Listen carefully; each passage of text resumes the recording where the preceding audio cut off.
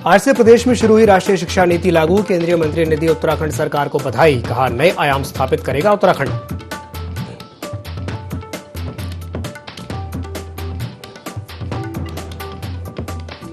BJP के राष्ट्रीय महामंत्री कैलाश विजयवर्गीय ने बीजेपी पदाधिकारियों के साथ की अहम बैठक। सभी को दिए गए निर्देश। सोशल मीडिया टीम की भी ली बैठक।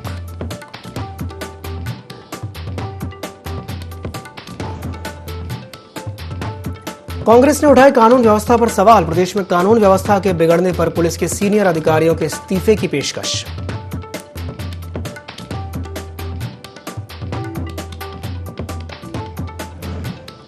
लोहाघाट में 80 वर्षीय वृद्धा की धारदार हथियार से हत्या। रंजिश के चलते उतारा गया मौत के घाट। पड़ोसी ने की वृद्धा की हत्या।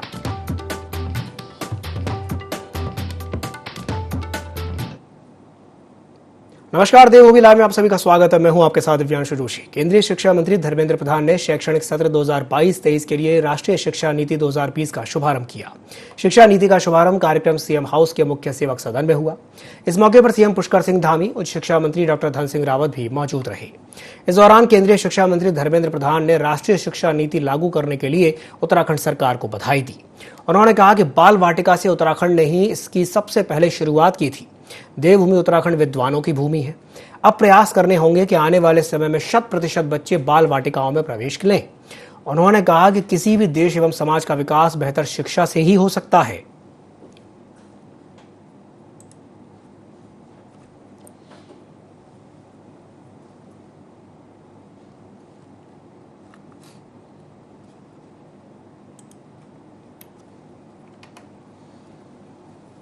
हरिद्वार रेलवे स्टेशन अधीक्षक को आतंकी संगठन से धमकी भरा पत्र मिलने के बाद धार्मिक स्थलों और रेलवे स्टेशनों की सुरक्षा बढ़ा दी गई है। धमकी भरे पत्र में कई रेलवे स्टेशन और धार्मिक स्थलों को बम से उड़ाने की धमकी दी गई है।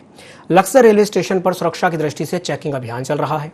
इस दौरान जीआरपी की एसआई रचना देवयानी से खास बातचीत की हमारे संवाददाता गोविंद चौधरी ने।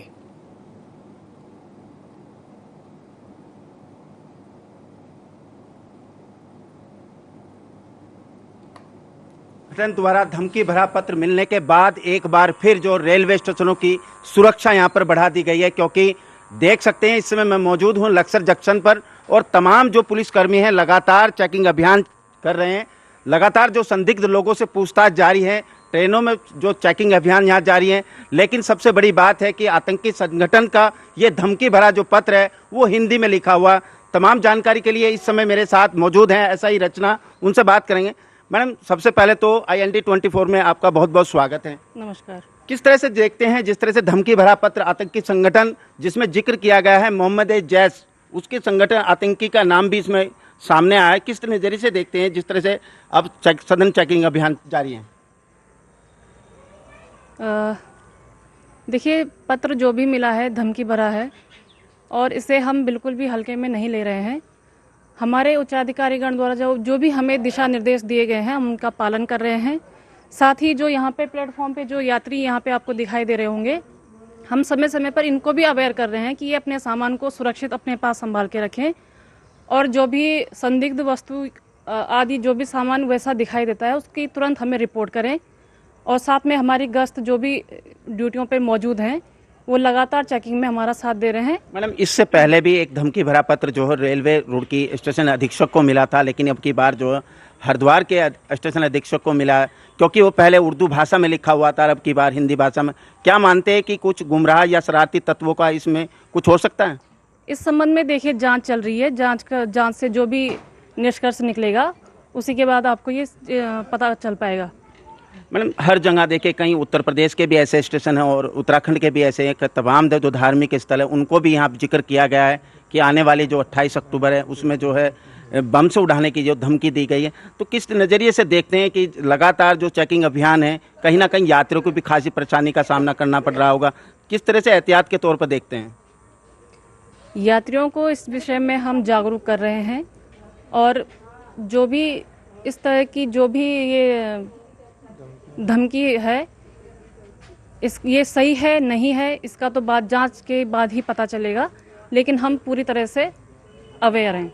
क्या मैडम इससे यात्रियों को भी खासी परेशानी का सामना करना पड़ा, क्योंकि लगातार सघन चेकिंग अभियान जारी है ट्रेनों में भी कहीं ना कहीं, क्या यात्रियों को कुछ असुविधा हो रही है?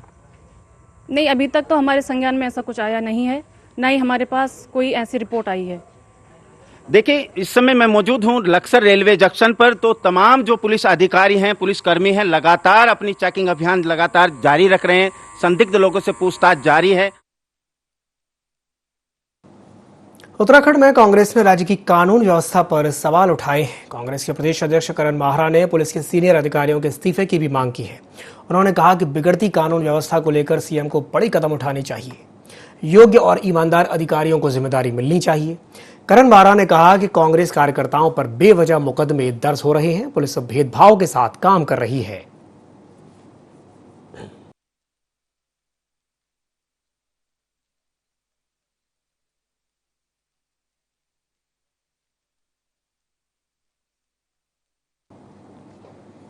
कालाडूंगी में लोगों को नुक्कड़ नाटक के जरिए डेंगू, बुखार और मलेरिया के प्रति जागरूक किया गया। कुमाऊं सांस्कृतिक कला उत्थान समिति के कलाकारों ने नुक्कड़ नाटक किया। कलाकारों ने मुख्य बस स्टैंड पर सांस्कृतिक कार्यक्रम के जरिए लोगों को जागरूक किया। समिति के अध्यक्ष विनोद कुमार ने कहा कि घरों के आसपास सफाई का ध्यान रखें। बार बार तेज बुखार आने और शरीर पर लाल रंग के निशान होने पर तुरंत डॉक्टर से संपर्क करें या 104 निःशुल्क नंबर पर फोन करें।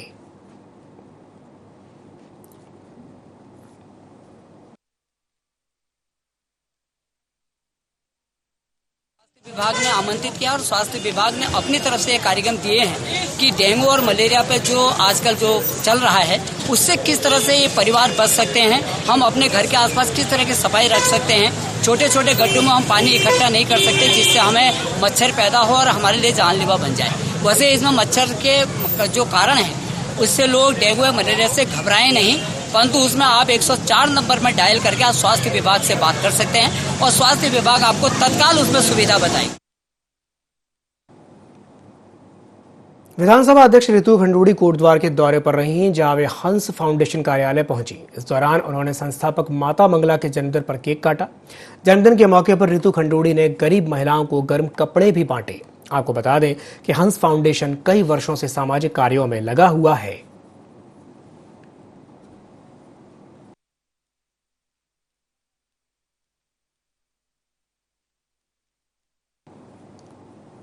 लोहाघाट के काली गांव में एक बुजुर्ग महिला पर जानलेवा हमला हो गया, जिसे गंभीर हालत में हल्द्वानी सुशीला तिवारी अस्पताल में भर्ती कराया गया। लोहाघाट पुलिस ने बताया कि काली गांव निवासी चंद्रशेखर राय ने 13 अक्टूबर को शिकायत की थी कि पड़ोस में रहने वाले आरोपी भुवन चंद्र ने उनकी मां नीनावती देवी पर जानलेवा हमला करके बुरी तरह से घायल कर दिया है। तो वहीं पुलिस ने आरोपी को गिरफ्तार कर लिया है।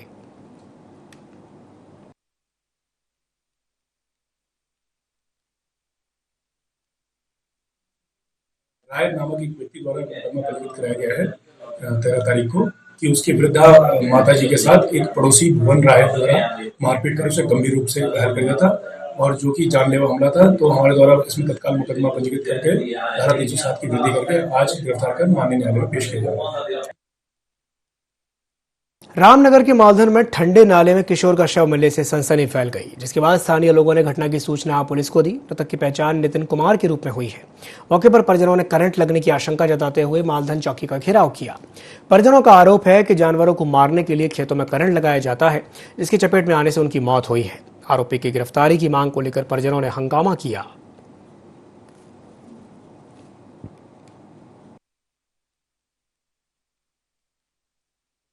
मेरी दादी को बताया कि मेरे पास मेरे किसी दोस्त का कॉल आया है और मैं जा रहा हूँ रामलीला, और उसी रात से वो घर नहीं लौटा। बाद में हमें उसका शव बरामद। पुलिस प्रशासन से बस हमारी एक ही मांग है, बस अब ये किसी और के साथ ना हो। ऐसा जो भी दोषी है उनको कानूनी सजा मिले। एक बच्चे की करंट लगने से मृत्यु हो गई थी, जिसके संबंध में उसके पिताजी द्वारा एक तहरीर दी गई है, जिसमें विधिवत मुकदमा पंजीकृत किया जा रहा है। मुकदमा पंजीकृत कराने के उपरांत विवेचना की जाएगी और आवश्यक कार्रवाई की जाएगी। जिनके द्वारा करंट छोड़ा गया, करंट लगाया गया, उनके विरुद्ध वैधानिक कार्रवाई की जा रही है। इस संबंध में बिजली विभाग को अलग से रिपोर्ट प्रेषित किया जाए, जिससे इस प्रकार की घटनाओं का पुनरावृत्ति न हो सके। लोगों के द्वारा बताया गया था कि करंट लग गया है, तो हमने फौरन जो है सप्लाई बंद करवा दी थी यहाँ से, और उसी टाइम मैं गया अपने स्टाफ के साथ। पुलिस बल भी उसी टाइम पहुंची थी हमारे सामने ही। तो जाके हमने देखा तो वहाँ पे जहाँ पे बॉडी पड़ी थी वो वहाँ खेत से, जहाँ खेत पे हमारे 2 कनेक्शन है वहाँ से लगभग 500 मीटर की दूरी पे एक नाला है, वहाँ पे बॉडी पड़ी हुई थी। लेकिन वहाँ कोई हमें तार वार या कोई भी ऐसी कोई जगह, कोई भी चीज नहीं मिली। रात में उस ट्रांसफार्मर से कुछ लोग तार लगाते हैं जंगली जानवरों से बचाव के लिए। कालाढूंगी विधानसभा क्षेत्र के वरिष्ठ आरटीआई कार्यकर्ता और पूर्व विधायक प्रत्याशी सुंदरलाल आर्य ने चूना खान निवासी पर आय से अधिक संपत्ति का आरोप लगाया है। उन्होंने सीएम पुष्कर सिंह धामी को शिकायती पत्र देकर चंद्रशेखर टम्टा के खिलाफ एसआईटी जांच की मांग की है। आरोप है कि टम्टा ने अपनी राजनीतिक सांठगांठ और जमीन माफियाओं के साथ मिलकर अनुसूचित जाति के लोगों की जमीन अपने नाम कर ली है। इस मामले में सीएम ने तत्काल संज्ञान लेते हुए एसआईटी जांच के आदेश दिए हैं।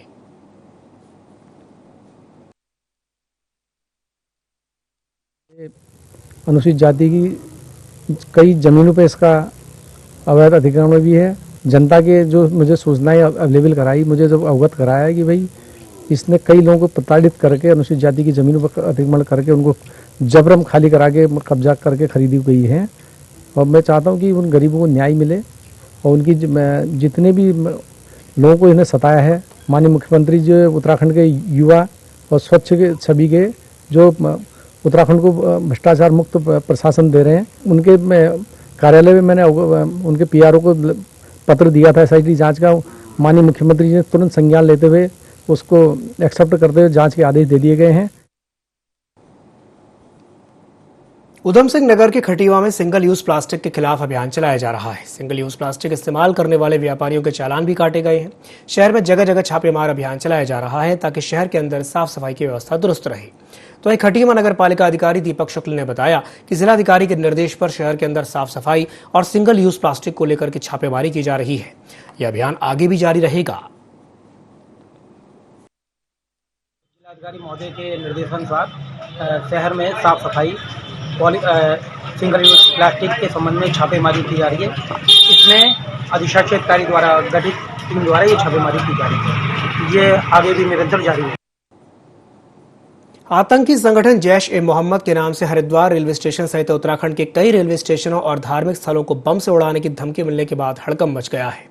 आतंकी संगठन के एरिया कमांडर के हवाले से हरिद्वार रेलवे स्टेशन अधीक्षक को धमकी भरा पत्र मिला है। पत्र मिलने के बाद सुरक्षा एजेंसियां अलर्ट हो गई हैं, जिसके बाद स्टेशन पर सुरक्षा बढ़ा दी गई है।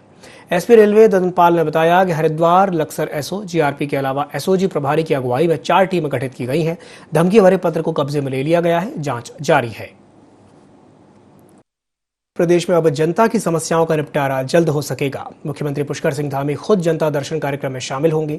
इसी तरह से सप्ताह में हर दिन कोई न कोई मंत्री रोटेशन पर आम लोगों की समस्या सुनने के लिए पार्टी कार्यालय में बैठेंगे। बीजेपी नेता देवेंद्र भसीन का कहना है कि यह उत्तराखंड के इतिहास में पहला मौका होगा जब मुख्यमंत्री आम लोगों की समस्या सुनने के लिए भाजपा प्रदेश कार्यालय में बैठेंगे। जनता दर्शन को लेकर कार्यक्रम की रूपरेखा तैयार हो चुकी है।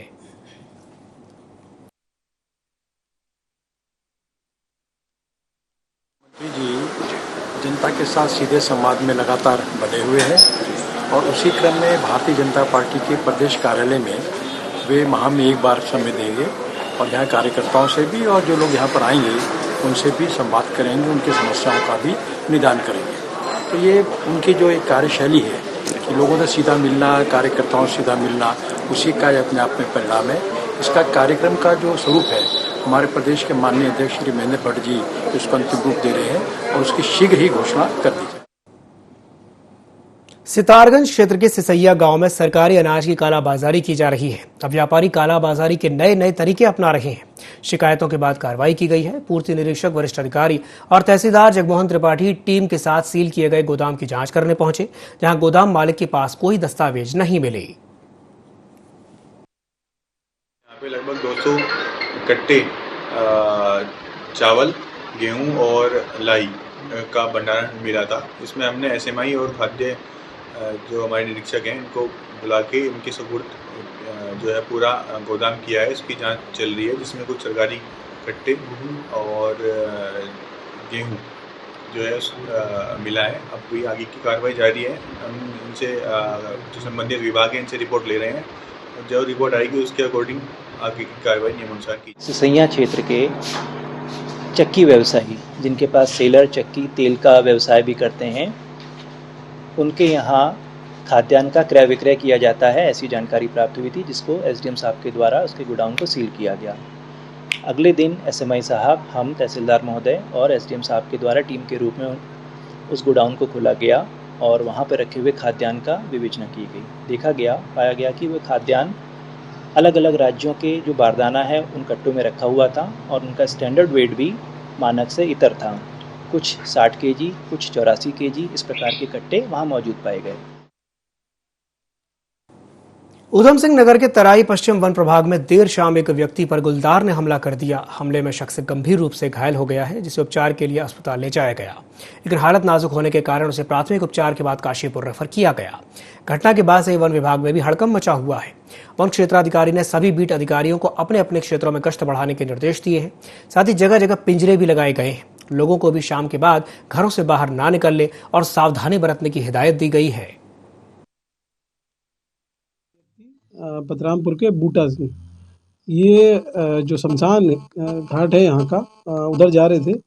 अचानक ही जो है शाम का समय था, तो एक लेपर्ड ने इन पे अटैक किया, जिसको तुरंत जो है सरकारी चिकित्सालय में दिखाया गया। उसके बाद वहाँ से उनको रेफ़र करके काशीपुर रेफ़र किया गया। तो हमारी टीम द्वारा उनका इलाज करा के उनको जो है रात सुरक्षित घर पे छोड़ दिया गया था। जो आसपास के लोग हैं, जो है ग्रामवासी हैं, उनको भी इसके बारे में सचेत किया है कि आप भी शाम को दिन छिपने के बाद घर से ना निकलें। अगर विशेष परिस्थिति हो तो हाथ में डंडा लेके जो है निकलें, जिससे कि ये दुर्घटनाएं ना हो पाए। उसके साथ साथ ही जो ऐसे क्षेत्र हैं जहां लगातार मानव वन्यजीव संघर्ष हुआ है, वहां हमने पिंजरा लगाने की कार्रवाई।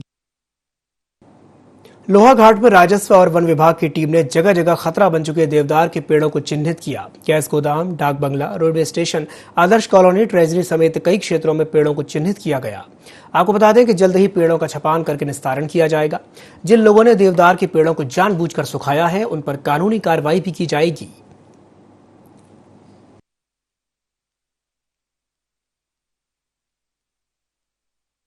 और राजस्व विभाग की एक टीम का गठन किया गया, जिसमें जो मकानों में खतरे बने हुए वृक्ष हैं उनकी काउंटिंग की जा रही है। इसके बाद ये काउंटिंग करने के बाद हम पेड़ों की गोलाइयों के साथ जाएंगे। उसके बाद देखते हैं फिर छपान का आदेश होगा, तो जो पेड़ों के लिए खतरे बने हुए वृक्ष हैं उनका छपान होगा और जल्द ही निस्तारण भी किया जाएगा। अभी राजस्व विभाग की टीम भी मेरे साथ है और वन विभाग की टीम भी साथ ही में है। तो देखते हैं इन जो भी अराजक तत्वों के द्वारा ऐसा कार्य किया गया है, उनके खिलाफ सख्त कार्रवाई करने का निर्णय लिया जाएगा टीम के द्वारा। लोहाघाट में सामाजिक कार्यकर्ता हयात सिंह ने स्लॉटर हाउस खोलने की मांग जिला प्रशासन से की है। उन्होंने कहा कि पशुओं के नियमित परीक्षण के बाद उनका मीट बेचने की अनुमति की मांग की है।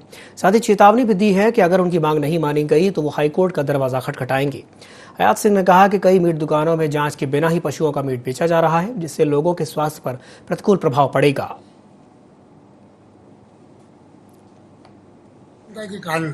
इस जिले में आज तक स्लॉटर हाउस या पशु गौशाला का निर्माण नहीं कराया गया है और न ही जो विक्रेताओं के द्वारा मांग से बेचा जा रहा है उसका कोई पशु चिकित्सक द्वारा इसका परीक्षण किया जाता है।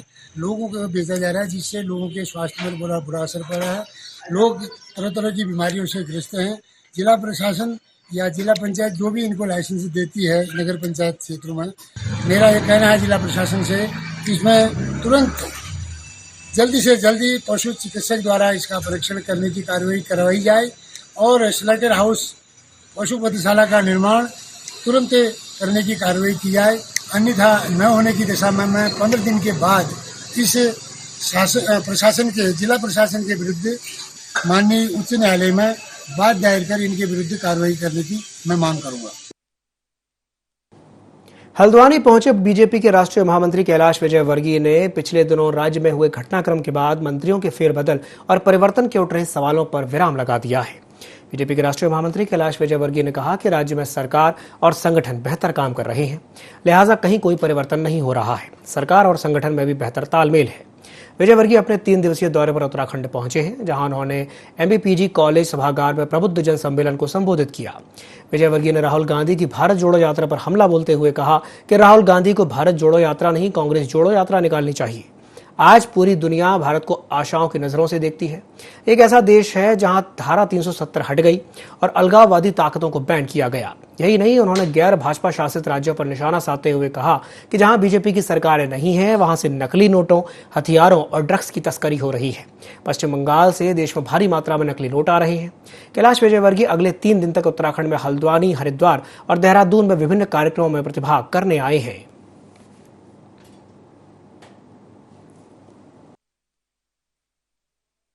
बंगाल और पंजाब दिखाई दे रहा है अभी, पश्चिमी बंगाल और पंजाब, वो यदि है तो उसके कारण है डॉक्टर श्यामा प्रसाद मुखर्जी।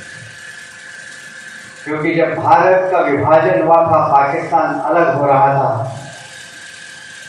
पंजाब और बंगाल भी पूरा उसमें जा रहा था, पर डॉक्टर श्यामा प्रसाद मुखर्जी ने आंदोलन किया था। उस आंदोलन के आगे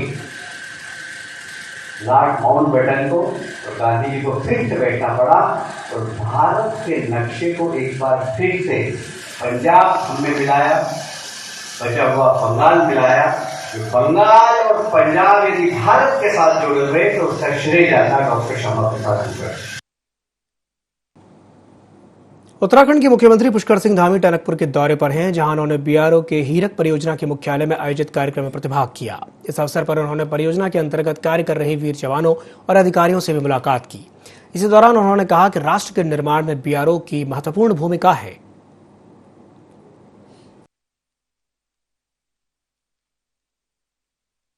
मैं नमन करता हूं कि आप सब लोग लगातार एक ऐसे काम में लगे हुए हैं जिसमें केवल और केवल राष्ट्र आराधन है।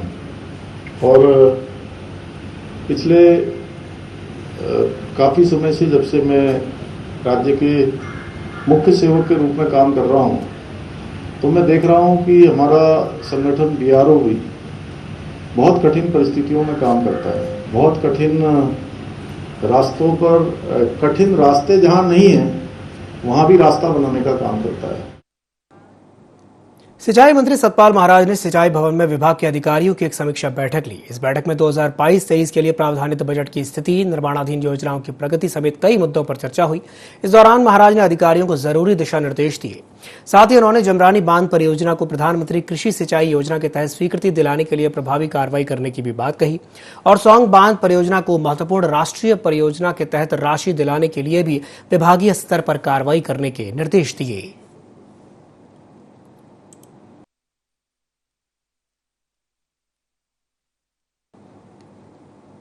स्मार्ट सिटी मिशन के तहत देहरादून में वात्सल्य डे केयर सेंटर का लोकार्पण किया गया। वित्त एवं शहरी विकास मंत्री डॉक्टर प्रेमचंद अग्रवाल ने इस क्रेंच बिल्डिंग का लोकार्पण किया। इस दौरान गढ़वाल कमिश्नर सुशील कुमार, मेयर दून सुनील उनियाल गामा और जिलाधिकारी सोनिका भी मौजूद रहीं। वीरांगना तीलू रौतेली कामकाजी महिला छात्रावास परिसर में इसका निर्माण किया गया। डे केयर सेंटर में कामकाजी महिलाओं के छोटे बच्चों की देखरेख की जाएगी, जिसमें कई सुविधाएं भी होंगी। करीब 1 करोड़ की लागत से इसका निर्माण हुआ है, पर यह कार्यक्रम आयोजित हुआ। इस दौरान मंत्री डॉक्टर अग्रवाल ने बताया कि स्मार्ट सिटी मिशन के तहत देश के 100 शहरों को स्मार्ट सिटी बनाने का कार्य प्रगति पर है। इसके तहत राज्य में देहरादून शहर को स्मार्ट सिटी बनाने का काम तीसरे चरण में चयन हुआ है।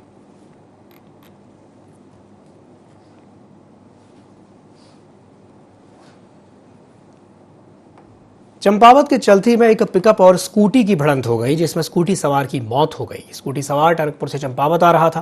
मृतक कैंजूड़ा का रहने वाला है। पुलिस के पहुंचने से पहले ही पिकअप चालक मौके से फरार हो गया।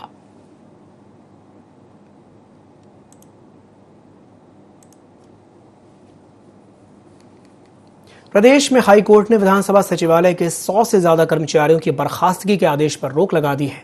पूर्व प्रमुख सचिव डीके कोटिया की अध्यक्षता में बनाई गई समिति की सिफारिशों के बाद बर्खास्तगी का फैसला लिया गया था। बीते दिन न्यायाधीश मनोज कुमार तिवारी की एकल पीठ ने इन कर्मचारियों को सुनवाई का मौका नहीं देने पर भी नाराजगी जताई थी और अब 100 से ज्यादा कर्मचारियों की बर्खास्तगी के आदेश पर रोक लगा दी गई है।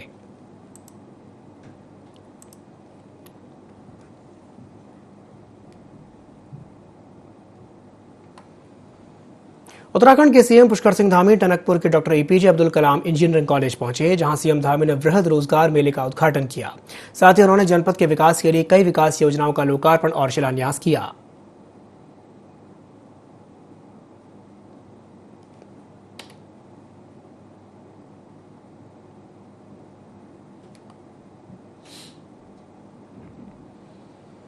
पीएम मोदी के केदारनाथ दौरे पर बीजेपी महिला मोर्चा की प्रदेश अध्यक्ष आशा नौटियाल का बयान सामने आया है। आशा नौटियाल ने कहा कि पीएम मोदी का केदारनाथ से गहरा लगाव है और कुछ सालों से दीपावली के समय पीएम लगातार केदारनाथ का दौरा करते आ रहे हैं।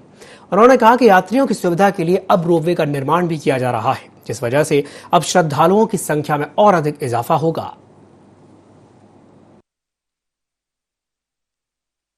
हमारे यशस्वी प्रधानमंत्री हर दीपावली को लगभग पिछले वर्ष भी वो केदारनाथ आए थे और केदारनाथ की जनता के साथ उन्होंने, उत्तराखंड की संपूर्ण जनता के साथ उन्होंने दीपावली मनाई थी। तो कितना महत्वपूर्ण वो उत्तराखंड को समझते हैं और केदारनाथ जी को समझते हैं कि हर 3-4 साल में वो दीपावली मनाने केदारनाथ आ रहे हैं। और हम सबका सौभाग्य है कि एक बड़ा ड्रीम प्रोजेक्ट जो उनका केदारनाथ में चल रहा है मोदी जी की कृपा से, वो हम सबका सौभाग्य है। और उसके कारण से आज केदारनाथ में जो यात्रियों की संख्या है वो दुगनी से चौगुनी हो गई है। इसी के साथ बुलेटिन में फिलहाल के लिए इतना ही। दीजिए इजाजत। नमस्कार।